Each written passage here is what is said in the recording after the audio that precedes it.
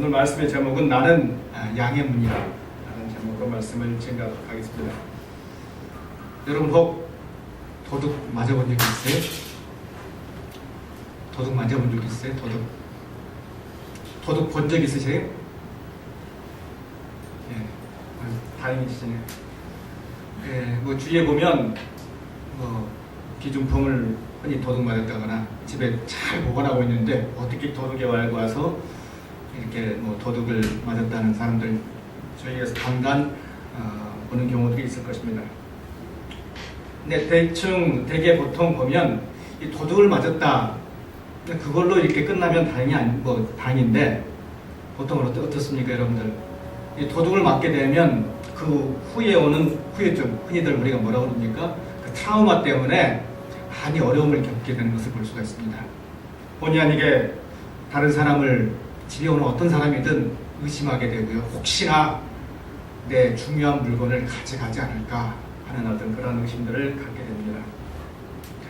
낯선 사람을 보게 되면 여지없이 이렇게 의심하게 되는 경우들이 흔히들 있는 것입니다. 자, 그래서 이 도둑을 당하지 않기 위해서 여러 가지 이제 모색을 강조하죠. 여러분 집에 키가 몇 개 있어요? 문, 잠그는 키 몇 개 있어요? 인형 목사님 몇 개 있어요? 하나 있어요? 두 개 있어요? 저희 집에도 이제 키가 딱 두 개 있어요. 이제 아이들이 둘이 있고 이제 저희가 이제 집사람랑 넷이 필요한데, 네 개가 필요한데 이게 이제 최신형으로 나와가지고 바꾸려고 그랬더니 이 집주인 아주머니께서 안 된다고 그러길래 이거 어떻게 해야 되나. 왜냐하면 아이들이 이제 학교하고 뭐 집에 이제 들어가야 되는데 이걸 어떻게 해야 되지? 요새 많이 고민된다. 그래서 이제 아침에 항상 아이들이 나갈 때 누가 열쇠를 갖고 가느냐, 누가 일찍 오느냐 이렇게 하면서 항상 먼저 오는 사람이 항상 그 열쇠를 갖고 가게 되는 것입니다. 그래서 늘 잊어버리지 않고 먼저 갖고 가는 사람 항상 그렇게 올려놓습니다. 자, 그래서 이 열쇠 참 문단속 간다는 게 그렇게 쉬운 것만은 아닌 것 같습니다. 자, 그래서 많은 사람들이 요사이 이 열쇠를 도둑을 맞지 않기 위해서 채우고 심지어는 뭐까지 답니까? CCTV까지 달면서 감시하는 것을 볼 수가 있습니다. 그만큼 이제 문단속 한다는 게 쉬운 것만은 아닌 것 같습니다.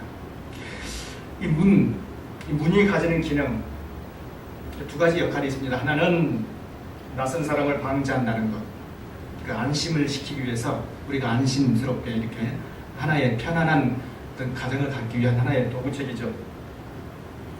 그리고 두 번째로는 어떤 기능이 있습니까? 식구라는 어떤 식구들을 이렇게 제한시키는 어떤 그러한 기능이 있습니다. 우리 가족을 그 안에 와서 반드시 품고 제한시키는, 남이면 절대 안 되죠. 딱 오는 사람들, 우리 가족들을 반드시 제한시키는 어떤 그러한 기능들을 가지고 있습니다. 우리 자신이 어떤 그러한 기능 안에 딱 제한됐을 때 우리는 평안함을 누릴 수 있는 거죠. 집 안으로 도둑이 이렇게 들어오지 못하게 하려면 반드시 그 지정된 문으로 반드시 들어와야 하는 것이죠. 불편하지만은 그렇게 열쇠를 가지고 다니면서 항상 우리 식구가 들어올 수 있게끔 이렇게 제한을 시키는 것을 볼 수가 있습니다. 며칠 전에 제 막내놈 아들인데요. 지금 10살입니다. 그래서 한 번은 내가 일기를 한번 본 적이 있어요. 근데 그때는 우리 집에 항상 이렇게 열쇠를 놔두는데 열쇠를 집에다 깜빡 잊어버리고 집에 갔다 오니까 가방에 분명히 있을 거라 생각했는데 집에 오니까 열쇠가 자기 손 안에 없던 겁니다. 그래서 그래가지고 2시간 동안 집 앞에 쪼그려 앉아가지고 이렇게 기다렸는 그 내용을 제가 이제 그 일기장을 잠깐 봤는데 이렇게 적어놨더라고요. 나는 참 바보였다. 왜 내가 오늘 열쇠를 가지고 가지 않았을까? 2시간 동안 나는 집 앞에서 누나가 올 때까지 기다렸다 하는 그런 내용을 쓴 걸 본 적이 있는데, 자, 그만큼 사람이 올 때까지 이렇게 계속해서 문이 열려질 때까지는 기다려야 되는 어떤 그러한 모습까지 이렇게 볼 수가 있는 것입니다. 낯선 사람을 방지하고요. 그리고 또한 우리가 식구라는 어떤 사실에 제한을 두고 하는 어떤 그러한 기능을 갖고 있는 것이 바로 문이라는 것입니다. 오늘 본문의 말씀을 보니까 예수님께서는 하나의 새로운 비유로 이렇게 말씀하고 계십니다. 하나의 목자와 그리고 양의 기능으로 그 관계를 가지면서 철저한 신뢰적인 관계로 우리가 비유되고 있는 것을 볼 수가 있습니다. 어떻게 보면 두들겨서 이렇게 길들여지는 것이 아니라 인격 대 인격으로 이렇게 하나님과 나와의 관계가 설정되고 있는 것을 볼 수가 있습니다. 양들은 목자를 온전히 믿고 그리고 목자들은 양을 기르는 모습을 알 수가 있습니다. 도구가 필요 없습니다. 계속해서 누가 앞장서면 따라가기만 하면 되는 것입니다. 목자가 앞장을 쓰고 반드시 그리고 양들은 따라가면 되는 것입니다. 여러분 호주라든가 미국을 가지고 오시면 거기도 이제 물론 목축 양을 기르는 사람이 있습니다. 자, 그들은 보통 양들을 앞세우고 목자가 뒤에서 이렇게 이상한 휘파람 소리를 내면서 갑니다. 양들을 앞세우고. 자, 그런데요, 이스라엘은 항상 누가 앞장섭니까? 목자가 앞장을 씁니다. 그러면서 이 양들이 따라올 수 있게끔 이렇게 해는 어떤 그러한 양을 길들이기 위한 하나의 방법에 있어서 약간 차이가 있습니다. 여하튼 이렇게 해서 계속해서 이제 그 양들을 데리고 가는 것을 볼 수가 있습니다. 이 시편에 보면 23편 여러분 잘 아는 구절입니다. 1절에 여호와는 뭐라고 그랬습니까? 나의 목자시니 내가 부족함이 없으려다. 그가 나를 푸른 풀밭에 누이시며 쉴 만한 물가로 인도하시는도다. 이 신약과 구약에 나타난 그 내용을 보면 확실하게 우리 성도들을 양으로 비유하고 있고 목자는 누굽니까? 바로 주님이라는 사실을 늘 가르쳐 주고 있습니다. 어떠한 재미있는 글을 보니까 양은 언제 자리에 눕는가라는 그 책의 제목을 잠깐 본 적이 있습니다. 그 내용을 잠깐 보니까요. 대개 양은 너무나 까다롭습니다. 그리고 무척이나 소심합니다. 그래서 4가지의 조건이 충족되지 않으면 잠을 자지 않는다고 합니다. 첫 번째는 절대 그 자리가 지금 그 양들이 있는 곳이 반드시 안전해야 한다고 생각했을 때 반드시 잠을 잔다고 합니다. 그게 이제 안 되면 잠을 잘 수가 없고요. 두 번째로는 양들 사이에 문제가 있으면 절대 잠을 안 잔다고 합니다. 양들 사이에 문제가 있으면. 그리고 세 번째로는 혹 괴롭힘을 당하면 결코 잠을 자지 않는다고 합니다. 그리고 마지막으로 4번째로는 배고프면 결코 잠을 자지 않는다고 합니다. 이 4가지가 반드시 해결될 때 잠을 편하게 잘 수 있다고 합니다. 여러분 어떤 조건에 해당되지 않으십니까? 배고프십니까? 이 4가지 조건들, 4가지 조건들이 반드시 충족될 때만이 양은 잠을 잘 수가 있다고 합니다. 한마디로 말해서 이 양과 목자가 분명히 반드시 절대적인 신뢰 관계가 있을 때만이 이 양은 충분한 휴식을 취할 수 있다라고 얘기하고 있습니다. 즉 다시 말해서 하나님의 도움, 주님의 도움이 없이는 이 양은 즉 성도들은 결코 편안한 삶을 살 수 없다는 것을 인유적으로 아주 비유적으로 말씀하고 있는 것을 알 수가 있습니다. 7절 우리 한번 아까 읽었지만 다시 한번 읽어보겠습니다. 같이 한번 읽어볼까요? 시작. 그러므로 예수께서 다시 이르시되 내가 진실로 진실로 너희에게 말하노니 나는 양의 문이라. 헬라어에서 이러한 용법이 있습니다. 교회 목사님 잘 아시겠지만은 에고 에이미, 즉 나는 뭐죠? 뭐뭐이다. 이걸 흔히들 절대적 용법이라고 합니다. 헬라어에서는 가장 중요한 용법 중에 하나인데요. 우리 한번 찾아볼까요? 요한복음 6장 35절 최수경 사모 한번 읽어보시기 바랍니다. 요한복음 6장 35절 조성윤 집사님 8장 12절 한번 읽어주시고요. 김원주 집사님 11장 25절 한번 읽어주시기 바랍니다. 먼저 6장 35절이요. 예수께서 이르시되 나는 생명의 떡이니 내게 오는 자는 결코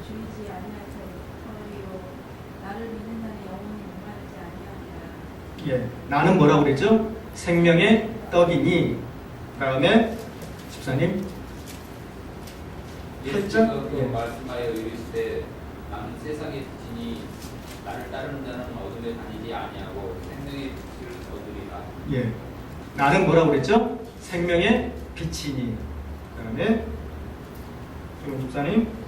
예수께서 이르시되 나는 부활이요 생명이니 나를 믿는 자는 죽어도 살겠고. 예, 나는 부활이요 생명이니. 그러니까 무조건 나는 뭐라고 했습니까? 나는 무엇이다. 나는 무엇이다. 오늘 본문의 말씀을 보니까 나는 뭐라고 그랬습니까? 양의 문이다 라고 얘기하고 있습니다.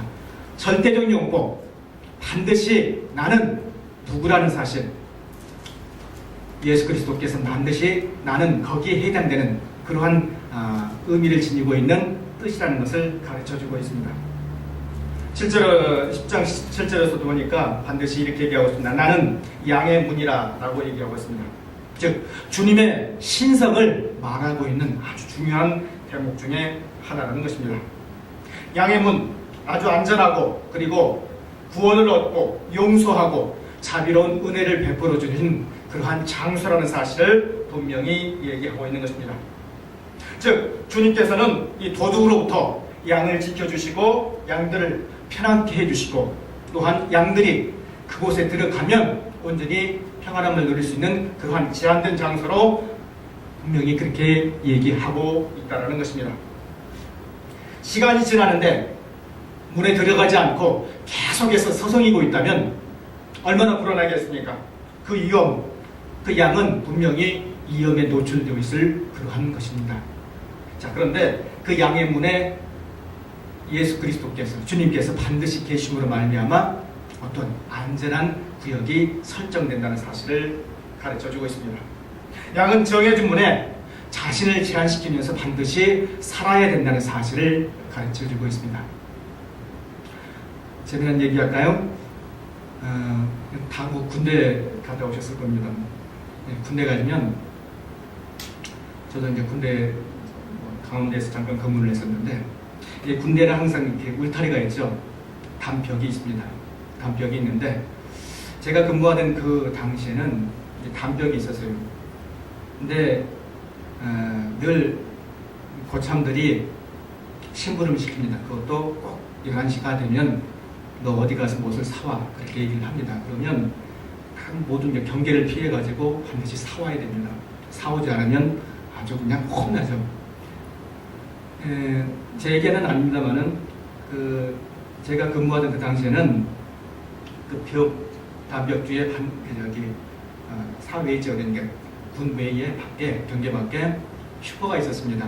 거기에는 뭐 여것저것 많이 파는데 아주머니한테 이렇게 돌을 딱 던지면 아주머니 그 소리를 듣고 이렇게 항상 돌하고 이렇게 매달아가지고 주면 반드시 이렇게 뭘 주시고 항상 그러셨습니다.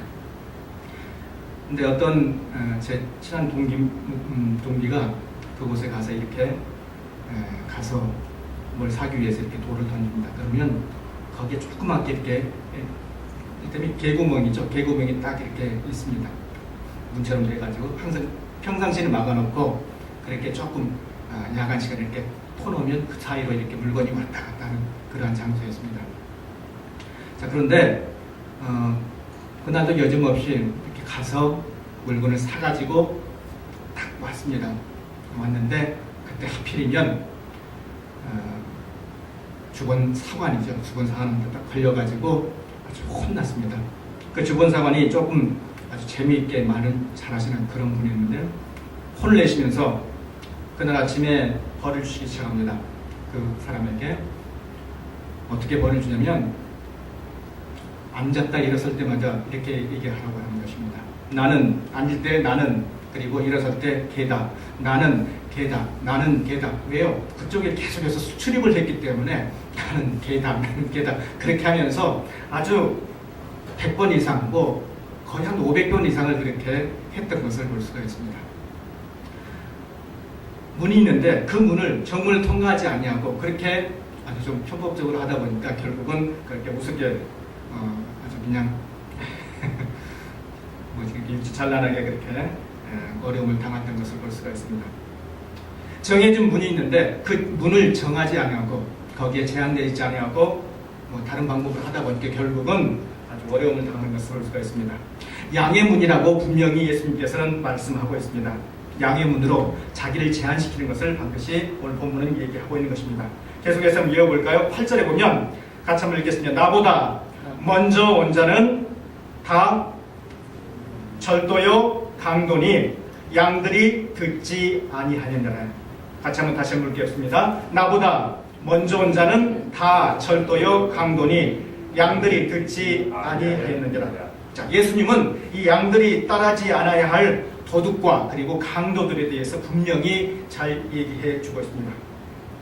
누구나 다 참된 목자는 아닙니다. 예수님은 말씀하시기를 나보다 먼저 온 자가 뭐라고 그랬습니까? 절도요 강도라고 얘기하고 있습니다. 자, 여러분 이 상황에서 절도요 강도 누구를 두고 말씀하시고 계신 것 같습니까? 한번 추측해 한번 해주시기 바랍니다. 나보다 먼저 온 자가 절도요 강도니. 자, 그 당시에 그 이스라엘 땅에 먼저 온 절도와 강도가 누구일까요, 여러분? 여러분 잘 아는 바로 바리새인들 그리고 서기관들 제사장들이 바로 절도와 강도라는 것입니다. 왜 그렇습니까? 바로 그들이 와서 온전한 하나님 말씀을 증거해야 되는데 그들이 사람들을 두고 하신 말이 뭐였습니까? 온전히 사람에게 잘 보이기 위한 그저 형식에 치우친 하나님 말씀은 제외하고 하나님 말씀으로는 다분히 치장된 어떤 그러한 말씀이었기 때문에 예수님께서는 그들을 두고 너희들이 분명히 절도와 강도라고 얘기를 하고 있는 것입니다. 나보다 먼저 온 자, 즉 주님보다 먼저 온 자가 이미 와서 딱 판을 깔고 있는데 그들이 전하는 모든 것들이 다 뭐라고 그럽니까? 형식적인 것이고 외식적인 것이고, 자, 그렇기 때문에 분명히 절도요 강도라고 얘기하고 있는 것입니다. 자, 한 걸음 더 나아가서 보도록 합시다. 여러분, 그들이 정말로 강도와 절도입니까? 그들이 칼을 들었습니까? 아니면 아주 나쁜 총을 들었습니까? 결코 그러한 상황은 아니었습니다. 자, 그런데 그들이 절도와 강도라고 표현한 그 말의 진위는 바로 그겁니다. 그들이 와서 주의 말씀을 증거해야 되는데 그러하지 못하고 그들 마음속 너무나 지저분하다 보니까 하나님의 말씀을 온전히 증거하지 못하고 사람의 영혼을 바로 설득하지 못하는 영혼을 빼앗아가는 그러한 절도와 강도의 기능을 가지고 있는 그들이 바로 바리새인이었다고 하는 것입니다. 기득권을 가지고 백성들의 그러한 정신적인 생각을 지배해서 그들이 하나님 앞에 바로 설 수 없게 만들었기 때문에 예수님께서는 이렇게 얘기하고 있습니다. 나보다 먼저 온 자가 절도요 강도, 이렇게 표현을 하고 있습니다. 자, 그래서 예수님께서는 그러한 절도와 강도에 대해서 올바른 의미를 부여하기 위해서 7절 말씀을 얘기하고 있는 것입니다. 내가 이 양의 문이다. 양의 문이니까 그들에게 가지 말고 온전히 이제 주 예수 그리스도께 나오라는 것을 갖고 있는 것입니다. 여러분 보시면 이 랍비들 그리고 이 바리새인들 총 몇 개의 계명을 지켜야 되는지 아십니까, 여러분들? 총 613개나 되는 계명을, 율법을 다 지켜야 됩니다. 그리고 반드시 그들은 그 율법에 맞춰서 살아야 합니다. 613개 얼마나 어렵습니까? 우리가 10계명 지키도 참 쉽지 않은데 613개나 되는 그러한 룰을 다 알고 지켜야 되는 것입니다. 자, 그런데 그 룰 자체가 하나님 보시기에 합당한 것이 아니라 오직 사람 보시기에 합당한 그러한 모습으로 가려져 있다는 것입니다. 여러분, 지금도 그렇습니다만은 유대인들 보시면 그 나라에는 TV에 지금도 그렇습니다. 연속극이 없습니다. 연속극이 없어요. 여러분 연속극 좋아하세요? 주말 연속극, 뭐 월화, 수목 이렇게 다 연속극으로 시리즈 돼 있죠. 연속극이 없어요. 그만큼 뭐 하라는 겁니까? 경건된 삶을 살고 이스라엘이 팔레스타인이 여러 많은 지역들과 이렇게 아주 경계되어 있기 때문에 경각심을 가지고 살아나는 것입니다. 연속극을 보면 사람들 심리가 다 어느 쪽으로 갑니까? 다 연속극에 가 있고 누가 사귄다는 그러한 내용들이 막 머릿속에 항상 가득 차 있을 거 아닙니까? 자, 그런데 아주 좋습니다. 그 의도는 참 좋고 그러한 마음을 갖게 하는 것은 상당히 좋습니다. 자, 그런데요, 그러한 내용들을 보면 그 내용에 실질적인 하나님을 향한 열정이 없다라는 것입니다. 바로 서지 못한 그러한 신앙을 가지고 그 영혼들을 계속해서 빼앗아 간다는 것입니다.